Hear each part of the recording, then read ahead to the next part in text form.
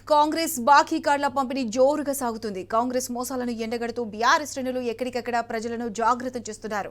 మంచిర్యాల జిల్లా లక్సెట్టిపేట మండలం జెండా వెంకటపురంలో బాకీ కార్డులు పంపిణీ చేశారు మాజీ ఎమ్మెల్యే దివాకర్ రావు. ప్రజలకు ప్రభుత్వం పడ్డ బకాయిలను ఇంటింటికి తిరిగి వివరించారు.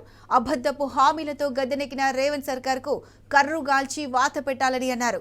స్థానిక ఎన్నికల్లో ఓట్లు అడిగేందుకు వచ్చే కాంగ్రెస్ నాయకులను 6 గ్యారెంటీలు 420 హామీలపై నిలదీయాలని మాజీ ఎమ్మెల్యే దివాకర్ రావు పిలుపునిచ్చారు.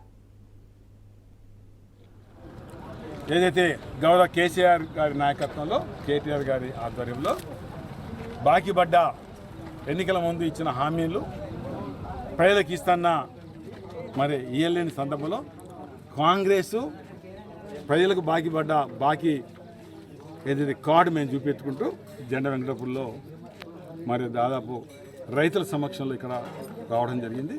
ఈ సందర్భంలో అన్నీ చెప్పడం జరిగింది.